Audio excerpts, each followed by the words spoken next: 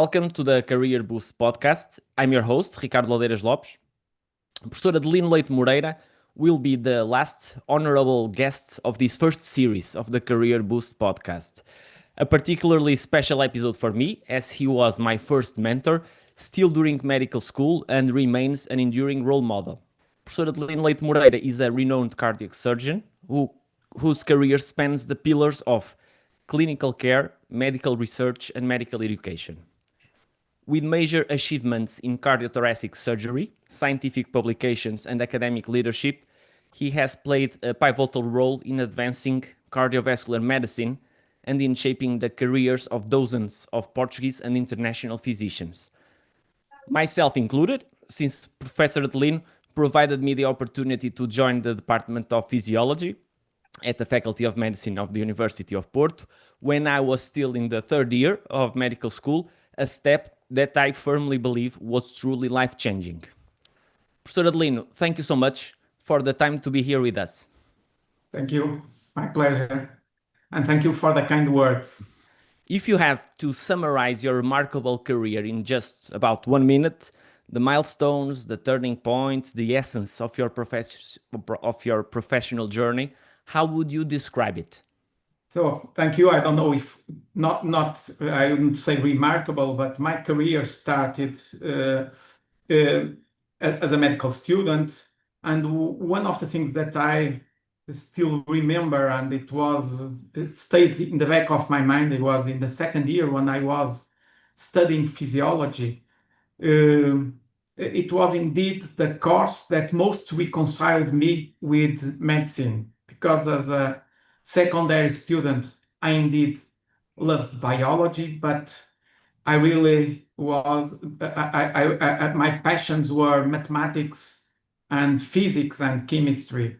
So I really hesitated between a career in engineering and a career in medicine.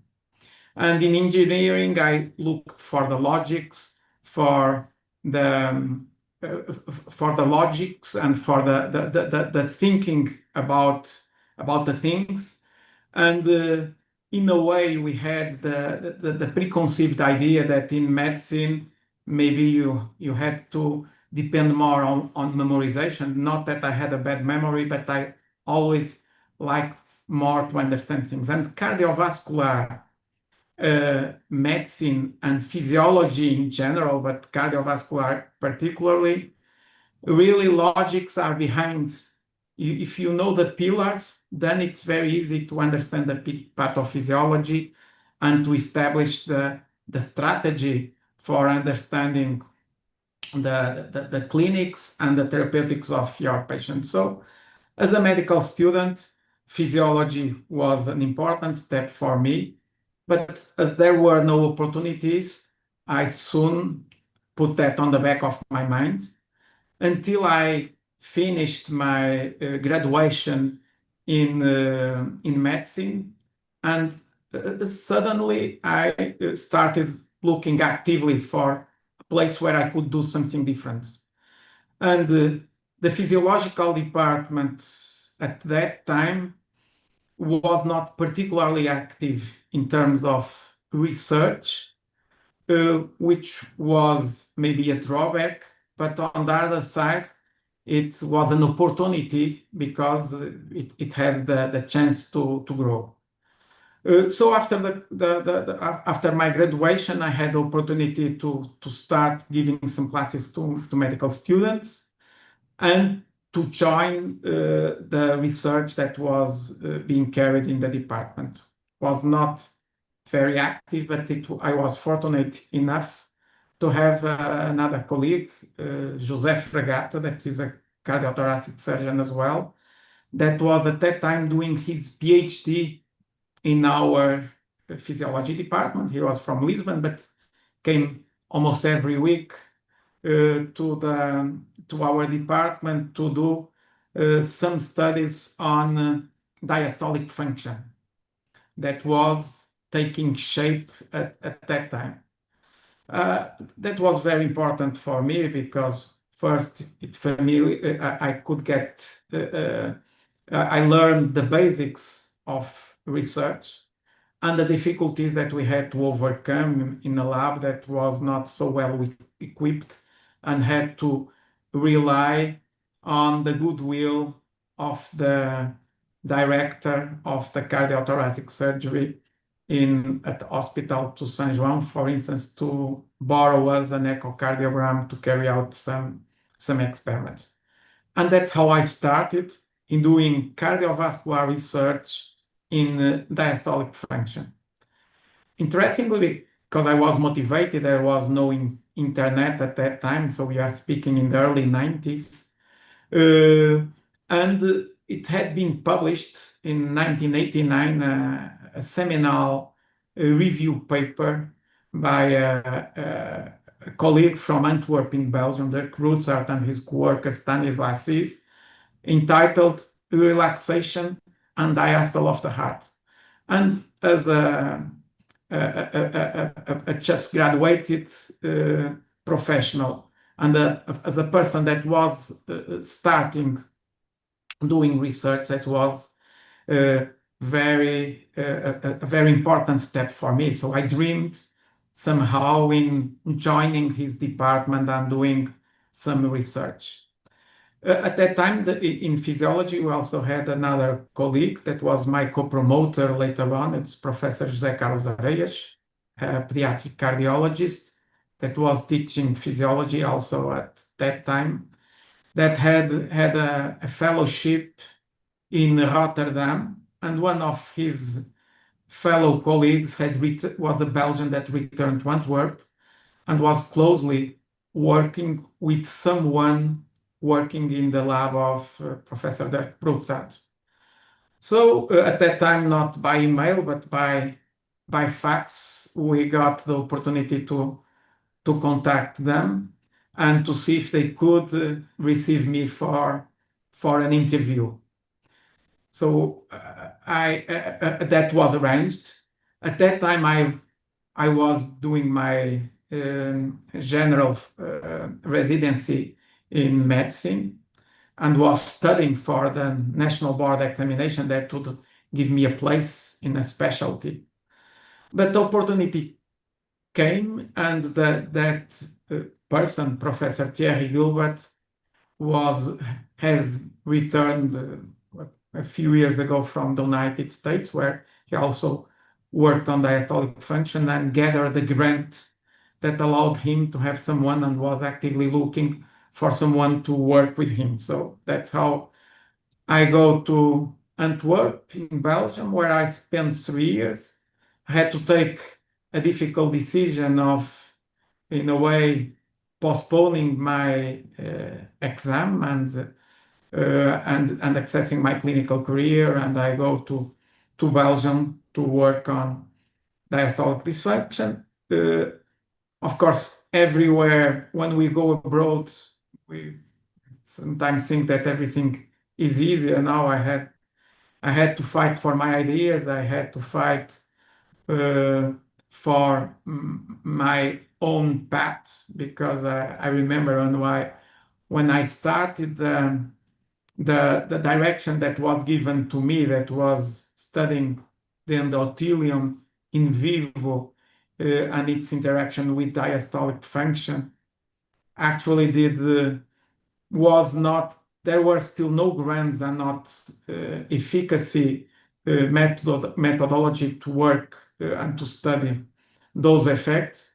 And that was also grounded on some, in a way, expectation that the results from the isolated cardiac muscle could be directly applied in vivo. So in a way, I learned that on myself and had to do. And one of the challenges was that during the day, I had, because these were the orders of the boss, to work on what he instructed me, that in a way, I saw that was a road, a nowhere road, and I tried after hours to pursue my own ideas. So one of the messages that when we start a research career is always to establish your goals, do not give up, and question everything. So that's what I did. And after the stay in Belgium, I managed to have the basis, the main work that would be later the basis of my PhD thesis. Then I returned 3 years later to Portugal, where I found a lab that had no financial support. So the challenge there was to get financial support to do research in Portugal, and also to face the preconceived idea that abroad everything was easy. And as I said, it was not. And to show that I could also do relevant work in Portugal. So after my return, these were my first challenges, and indeed, fortunate enough, when I returned, there were grant applications that were for the first time blinded for the applicants. So with no major track record, I was able to have a couple of grants funded, and this allowed me to start my research in Portugal. When I did that, and after starting and established the basics of my research, and even gathering my first fellow and my first PhD student, that was Professor Correia Pinto, that actually these days is also a full professor and Dean of the School of Medicine in Braga. I decided also with some of his influence, because also even being my first PhD student, we were indeed partners in these challenges, the challenge of establishing a research lab in Portugal in a department with little activity at that time. So the challenge was done because it was in the back of my mind, was never give up my research career, and because my research activity involved a lot of my main experimental model was the intact heart, the in vivo intact heart. And because I started with a cardiac surgeon, I decided to apply for cardiothoracic surgery, which I fortunately was able to do so. During residency, it was a challenge to keep my academic activities with quite challenging residency in cardiothoracic surgery. By the time I started my specialty and my residency, in every 4 residents, at least 3 gave up, and only 1 survived. So it was a challenge to keep the academic activity and still doing my residency. So I then finished my residency together with my academic activity, and then pursued my always both careers. So I'm sorry I extended. Maybe you have further questions about each one of these steps. But in terms of career, it was what then after my residency, I kept trying to pursue both academic and cardiac surgery. And in terms of career, I aimed to differentiate myself in areas where I was able to implement, sometimes for the first time in Portugal, some surgical techniques. At the same time, the academic department also grew. It was able to enlarge the team, to mentor several PhDs, as you said, among them. And then I managed to get to the top of the academic career, and also to the top of the clinical career. And these days I'm head of both the academic and the clinical departments. Also because it's also part of my career. I managed when I was already a senior surgeon also to start, I think with success, also my private practice that I still keep also as an important branch of my activities. You mentioned several roadblocks during your career, and also several people. But throughout your path, who has been the person or the set of people who most inspired you or shaped the way you see medicine and leadership? Of course, there are persons that I knew mainly for that from their careers with which I had no close contact, but I always admired and always tried to shape my careers with the goal of trying to excel in both academia and clinical activities. Because, and I think that one of the difficulties these days and some of the lack of credit that sometimes we have about academics from clinicians and clinicians from academics is because of the mutual excuses that the people excels in academics and uses that as an excuse for um, not paying so much attention to his clinical career and to his clinical activities, and vice versa. I think that my role models were those that were able to excel in both activities, and we have worldwide several persons that did that. Of course, more closely, I had my mentor abroad, Thierry Gilbert, that was a cardiologist that was able to reconcile and reconcile his clinical activities with research. In the field of diastolic function, another person, Walter Paulus, that was actually an invasive cardiologist that always tried to combine also with his own roadblocks and difficulties, but that he managed to achieve that. And that's what I try to impart for our own reality. And to be honest, these were the main challenges and difficulties along my career. Of course, I had people that believed in me and helped me to start with the head in cardiac surgery. At that time, cardiothoracic surgery was Professor Pedro Bastos that allowed me to keep both my activities. Also, my chief in physiology was Professor José Fortunato, that also always believed in me and knowing some of the fragilities of the department, relied very early in my career with a lot of responsibilities and allowed me to shape the department in the way I believe, to recruit collaborators, and it was of great help.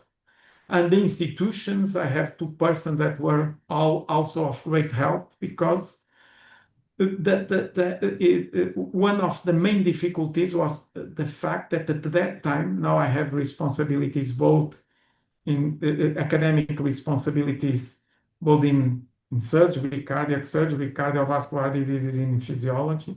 But in that time, physiology was classified as a basic science and as a basic discipline in the course of medicine. And there was no tradition of someone having previously combined this with a clinical activity at the same time. There were other persons that did that in the past, not so often at the same time. And Professor José Marante, that was dean of the faculty at that time, and Professor Isabel Ramos, that was the director of the San João Hospital at that time, helped me to shape the conditions to make a protocol between both institutions that allowed people, and this helped me, not only me, but all people in basic research that wanted also to pursue a clinical activity to do that. And this, for me, was a landmark that allowed a generation to do so. Also, these days we face again due to the new rules and the new careers to make this combination. So I'm really a bit concerned about how the future generation will be able to, in a way, to reconcile, to articulate these two careers. But if I would consider a challenge that not for me, but for the younger generations, that I'm really willing to invest time and efforts is in making sure that the generations, several of them that I also trained and mentored, will be able to keep for the rest of their careers the possibility of reconciling both careers. Let's move on now to the other topics. Critical thinking is one of the hardest skills to develop and even harder to sustain over time. How do you personally nurture and keep your critical thinking sharp in both your clinical and academic work? I think that critical thinking comes. The main thing is that do not question everything.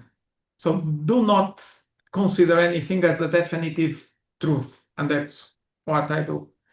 Also, do not particularly and do not accept the lack of response to a challenging patient or to a challenging clinical condition and something inevitable, because the giants that made medicine what medicine is always believed that something could be made. It can be a simple thing, because I don't pretend to tell that what I did really shaped tremendously medicine worldwide, but I gave my contribution. When my contribution was done, and that's what I try to do, is that whenever I don't understand a thing, or I don't have a response to a given clinical situation, I try to see what could I do, what is the response for that, and I always did that. Another issue is that you have to, as a doctor or as a researcher, you have to read a lot. You have to follow what other guys do, and then when you are reading other studies, you always have to think, what could I have done different? Or you don't understand. In the middle of that, you feel that there is something that was not answered, that you don't understand completely. So are in these little things in life, in your daily life, being with your patients, in the lab, with your students, or when you are studying on yourself, that you should always be getting inspiration, because if you really have curiosity, and this should inspire continuously your critical thinking. That's how I do it, and I don't know to do it in any other way. Another topic, gender disparities in healthcare professionals remain a topic of much debate. From your experience, do you believe such inequalities still persist today, and have you personally witnessed or addressed them during your career? With my personal experience and in the departments I work, both academics and clinics, I really that is not an issue, at least anymore. What is a fact is that when I started cardiothoracic surgery, there were only men as cardiothoracic surgeons. I don't know the reason. I think it maybe, I don't know if someone, I think that I knew that, I think in the past there was an applicant that gave up, but it was before I came to the department, so I never knew the reasons. But then, since we have women working cardiac surgery, and now we have several women as cardiothoracic surgeons, not only in my department, but in Portugal in general. We have had some departments that had the head of the departments were women. We had in Vila Nova de Gaia, Fatima, now Marta in Santa Cruz. In my department, we give equal opportunities to men and women. In academia, also have a colleague, several women working with us. Another colleague that is also full professor in our department of physiology, but in the department of physiology and surgery, we have several women. And I think that, to be honest, these days we typically, classically thought on gender disparities as, in a way, as women trying to fight to have equal opportunities. Now we have most of our students are men, are from male gender. So I think that if something in the future, it will be the opposite problem, but I don't think that these days this is a problem anymore. At least I don't feel it. We know that medicine can be all-consuming.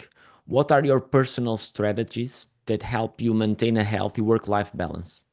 Sometimes it's not easy. I think that one of the main grounds of this success is my family.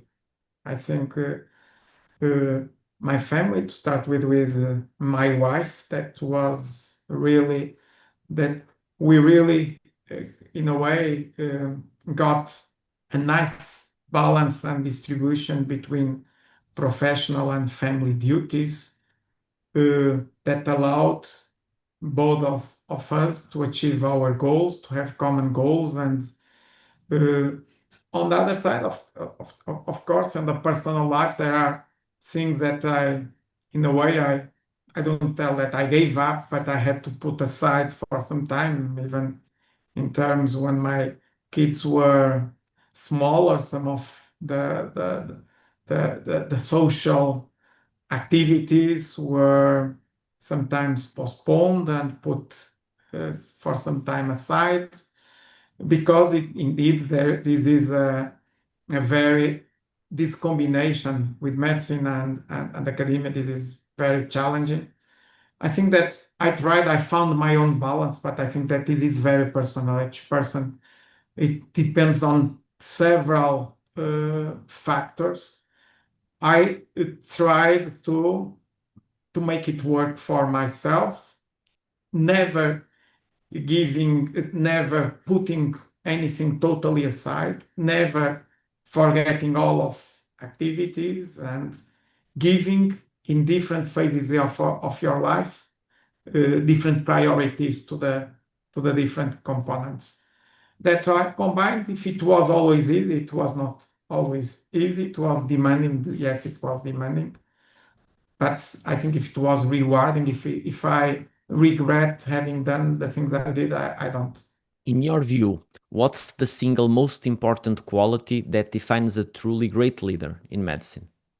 I would say that in terms of leadership, I would say, and that's something that another colleague, a cardiologist that I also appreciate, that is Professor Philippe Macedo, that I'm a close friend, that has a term that I also use. She calls having, in a way, emotional intelligence.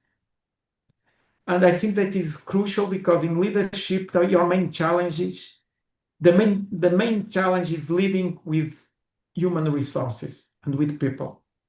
So you have to lead by example, and you have to concentrate on what it is really important. And for concentrating in what it is really important, you have to forget the small things that sometimes are the source of conflicts, focus on the important things, and try to get from each person his best qualities, because all of us have our strengths and our weaknesses. And I think this intelligence, this emotional intelligence of a leader, allows him to see the strengths, in a way, to potentiate the strengths, and to, in a way, make the weaknesses having less impact in the group and in the person himself, herself. For the young doctors and fellows listening to us, what practical tips or mindset shifts would you recommend to help them boost their careers? I would say that sometimes people first do not follow, of course, listen, inspire any other people, but do not follow your fellow colleagues, because you see, even in choosing careers, choosing specialties, sometimes there are trends. People follow by trends. That guy wants this, it should be good because of that. I follow that too. No, design your own path and try to focus on what you really like. Do not be tempted by choosing the easiest or the most profitable. Then also design short, medium, and long-term goals. Adapt them along your path, but do not deviate from them, because there will be roadblocks, there will be difficulties, and only if you stick to the main objectives, to the defined core objectives that you will never give up, no matter what. And this has been what I feel and what I try to do in my own career. Also, there was another professor in here that was a professor of pediatrics. I had not a close contact with him, but I learned from some of his fellows that he always told the persons that work with him that they should have always their luggage ready. So when the train passes, they are ready to embark. I think this is very smart, and I always try to do that. I never pursued a promotion on itself or this singular thing from myself. I think as a general, in my career, I tried to think what I liked, what was best for me and for the structure where I work. And as a consequence of that, most often the career opportunities I had was because at the time when I was challenged, I was ready to do that. Because when the opportunity comes, you will create or look for the criteria for the infrastructure you need to embrace it. It will be too late, and sometimes it passes, but rarely an opportunity passes twice for the same person. So if you stick to your goals and you actively work for them, I think there is no other way than being successful and achieving your goals. How do you see cardiovascular medicine evolving over the next decade in terms of clinical practice, technology, and the role of physicians themselves? Yeah, I think, of course, the technology is taking a greater importance. We have also the challenge of artificial intelligence these days.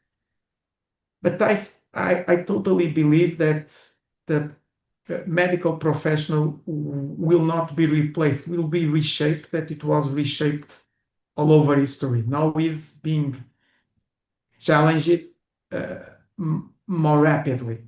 And it has been so over the last few years and will continue to be so. I think that this will challenge not only clinicians, but also in academia and educators. I think as educators, I never fought technology. I think that we should embrace it. I think that we should teach medicine in a different way.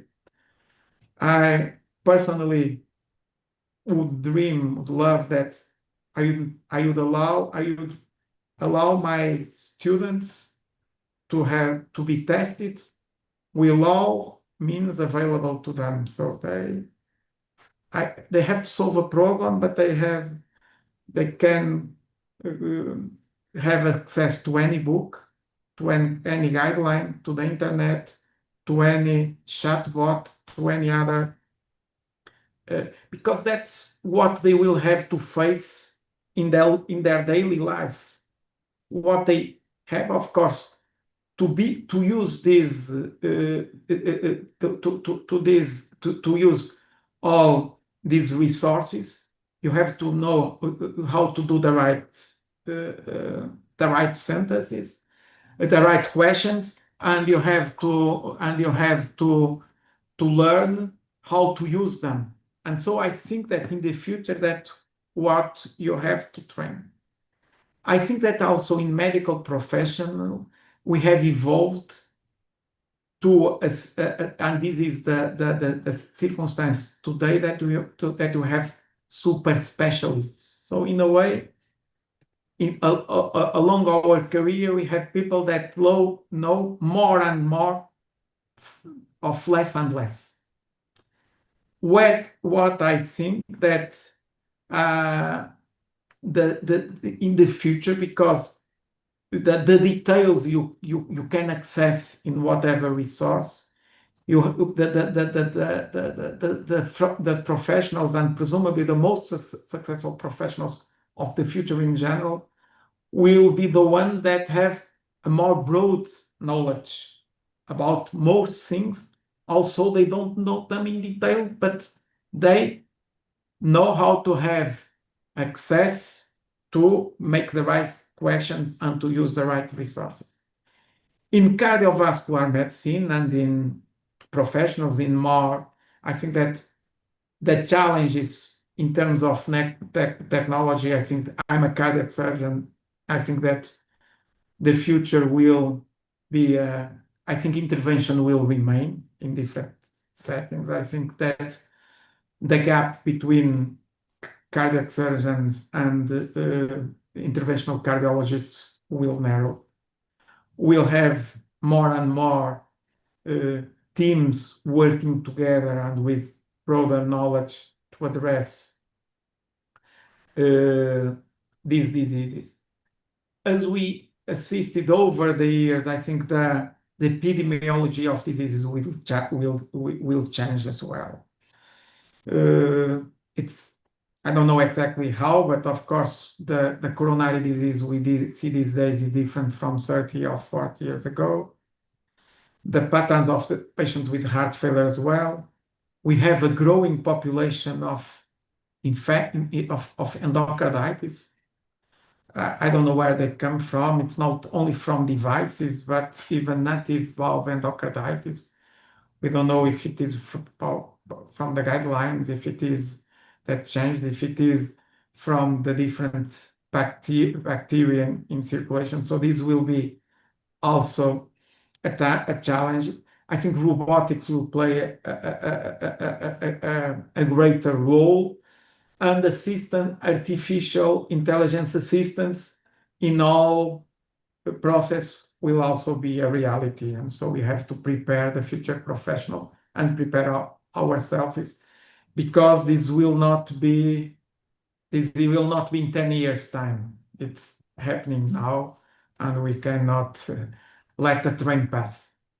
And finally, for our listeners who love to read, is there a book that you would recommend and that has particularly influenced you? As a professional, I will.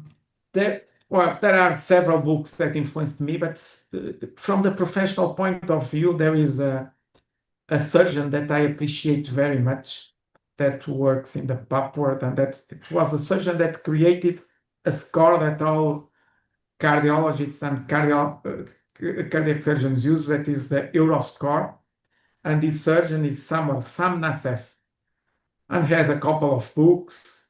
One of them, I read two of them. I read The Naked Surgeon and The Angina Monologues. But The Naked Surgeon, I think it's very interesting because it's called The Naked Surgeon, but because it denotes the surgeon from all the things and the importance of registries, of assessing your own activity, of not being guided by your ego, not forgetting failures.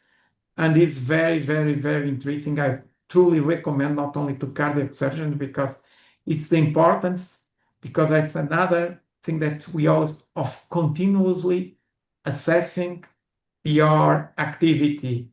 And so he gives several examples for even things like being careful that for instance, a surgeon has the double of the chances of having a problem if he operates in the day before he goes on holidays, things like that.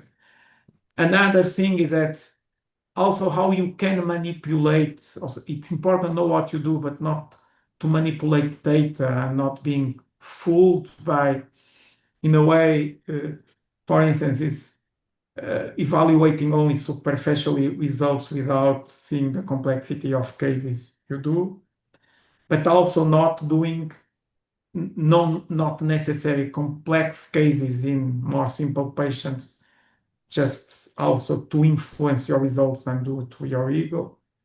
And the importance of having someone that is registering your data can by itself influence the results. And one of the examples he gives is the Hawthorne effect. I don't know if the readers and if yourself are familiar with this issue. This was an experiment that has nothing to do in medicine, but in the era of industrialization and industry in the States, the field of electronics was testing how they could improve the productivity of their workers, and so they decided to see what happened when they turned on the lights even during the day, and they saw that productivity improved and were very happy, but soon realized that boosting productivity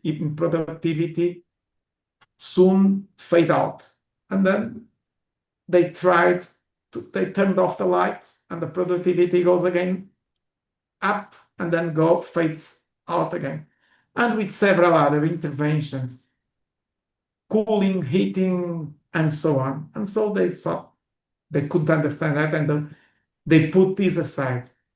Years later, what people realize is that it's not the intervention, is that when you are doing the intervention, someone is monitoring what you do and your productivity.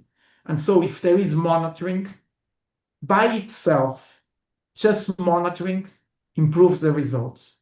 So I don't know why registries are not yet obligatory in our country, particularly in the cardiovascular field, where heart teams are mandatory, where working as a team is very important, but people, and even when guidelines are still issued based on impressions and feelings. And these days, with the response of one of the persons responsible for issuing the late valvular disease guidelines that lowers the trigger for TAVI of surgery to 70 based on impressions and gut feelings, tells us the importance of sticking to science, independent science. Science, not importance of in science and trials promoted by the investigators, not sponsored and dependent on the industry, because only with that we will be able to be the really defenders of our patients and take the best decisions for them. And I think that this book of Tam Nasseb really gives a close on this issue, and I really recommend it to be read. Totally agree. Professor Adelino, it has been an absolute honor to have you with us, not only as our last guest of this first Career Boost series, but also as someone who has profoundly shaped my own journey in medicine. Your reflections on leadership, resilience, and the future of cardiovascular medicine are truly inspiring. To our listeners, thank you for joining us in this very special episode. This marks the end of the first season of the Career Boost podcast. Thank you all for your support and for being part of this journey. See you soon for more conversations that inspire, challenge, and connect us. Thank you.